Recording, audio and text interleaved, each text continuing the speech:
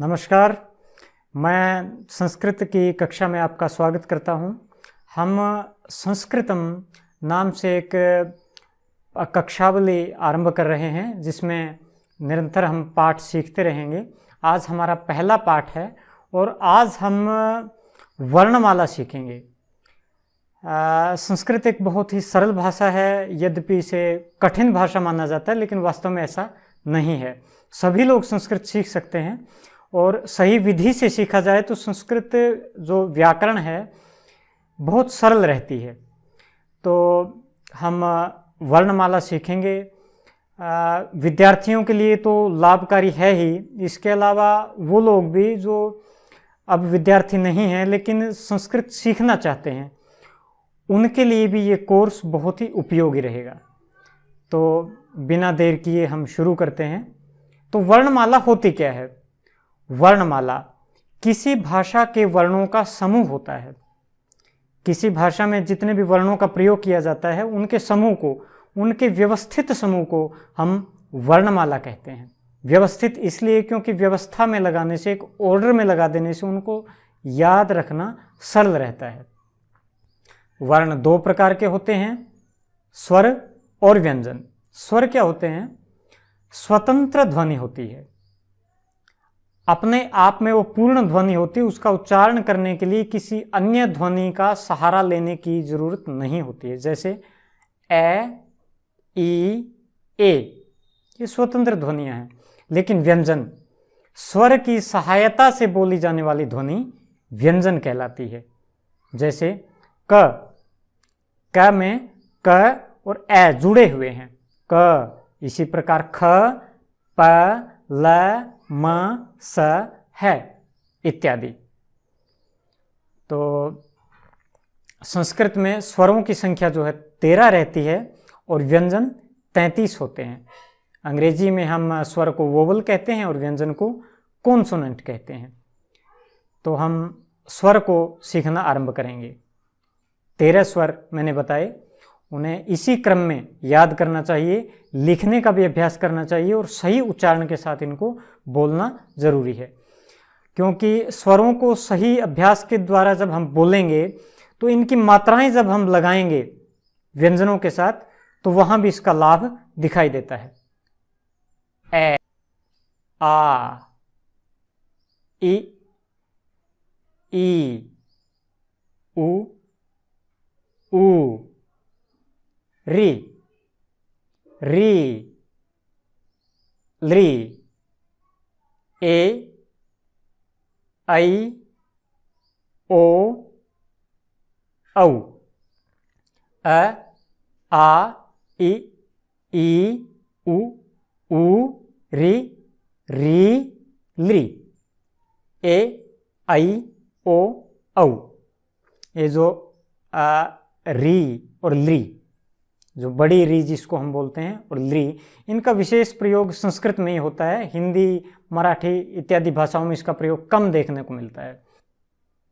तो मैं आपको बोलने का अवसर देता हूं, आप इसका सही उच्चारण मेरे साथ करते जाइए। ए, आ, ई,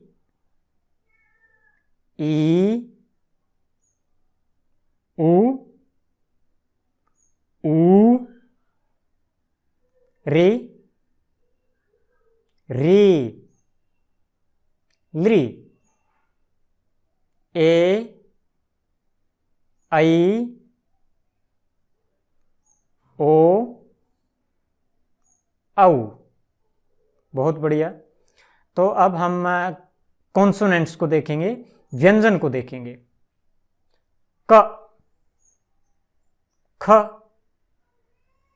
ग, घ, ङ। ये ङ है, ड़ नहीं है। ड़ में जो बिंदी होती है वो ड के नीचे आती है, लेकिन ये बराबर में है इसलिए ये ङ है। इसे हम 5 वर्गों में बांटते हैं कॉन्सोनेंट्स को। ये क वर्ग है, क वर्ग, च वर्ग, ट वर्ग, त वर्ग और प वर्ग। ये अभी आपको याद रखने की जरूरत नहीं है। तो जो क के नीचे आप एक कोमा देख रहे हैं उसे हलंत चिन्ह कहते हैं। इसे हम थोड़ी देर में पढ़ेंगे। तो क, ख, ग घ ङ,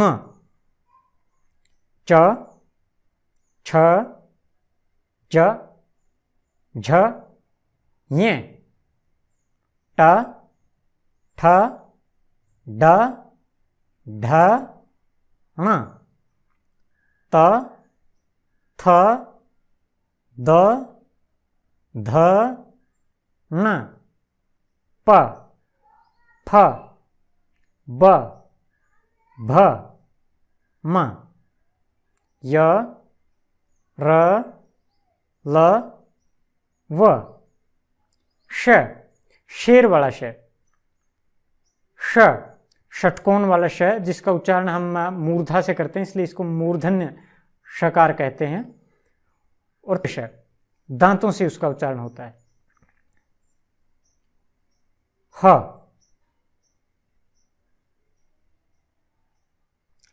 तो क ख ग घ ङ, च छ ज झ य, ट ठ ड ढ ण, त थ द ध न, प फ ब भ म, य र ल व, श श श ह।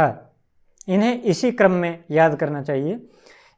प्रिय विद्यार्थियों, ये हमारी जो वर्णमाला है ये संस्कृत के लिए भी प्रयोग होती है और हिंदी मराठी जैसी भारतीय सभी भाषाओं के लिए भी प्रयोग होती है। तो हम देखते हैं कि हम बड़ी कक्षाओं में हो जाते हैं, लेकिन हम सोचते हैं कि ये तो पहली कक्षा की चीज़ है, हम उसको भूल जाते हैं। ये बड़ी ही लज्जा की बात है। हमें ये सब वर्णमाला अच्छी तरह से याद होनी ही चाहिए।